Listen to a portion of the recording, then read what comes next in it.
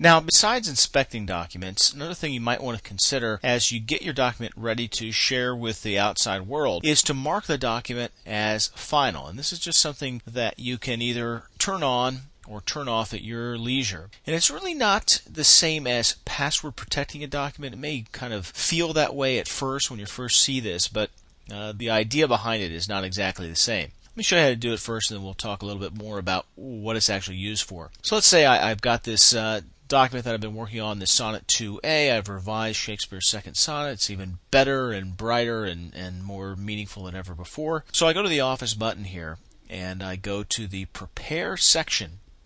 And in the Prepare section, I want to click on Mark as Final. This lets readers know the document is final and makes it read-only. Now, the key word here in this little description of marking as final is readers. So by doing this, what you'll get here is this dialog box that says the document will be marked as final, then save. Click on OK, and bingo, you get another dialog box that kind of tells you what just happened. So you can read through the text in this dialog box. If you want to, you can say, I don't want to see this again when I mark things as final, but click on OK. Now, what you'll get here now is a document that cannot be edited. And so if I try to change this to Shakespeare's second sonnet, if I try to delete text, which I'm trying to do right now, or backspace, or type in new text, I can't do it. And you see down here in the status bar, you should see a message pop up that says this modification is not allowed because the selection is locked.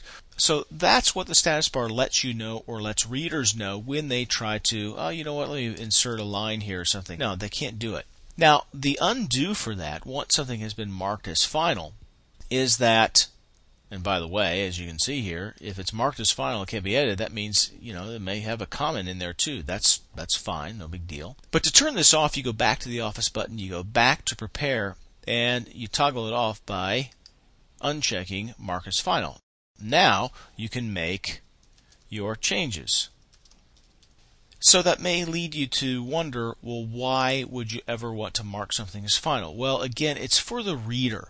It's not really for the purposes of protecting the document per se. It just lets whoever is getting this document, just notifies them that this is the final version of this. If they want to go in and uncheck that mark as final, they can, but presumably when you do this, that's okay.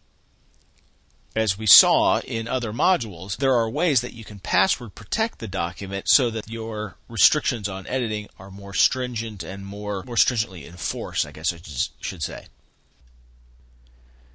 Now, one last thing that's worth pointing out here as you want to send something out that you don't want to be edited anymore. We've talked about some of these options, but also don't forget, after you've made your reviews, you can always save something as either a PDF or an XPS file format. So if you publish a copy as portable document or an XML paper specification file, then the recipient can't make any changes. So if we save it as type right here using this dialog box, we've seen this already before, so I just wanted to remind you of that as we're talking about these reviews. If you're sending something out and you don't want them to review it, send it to them as a PDF. Then they just get essentially a read-only copy of that file.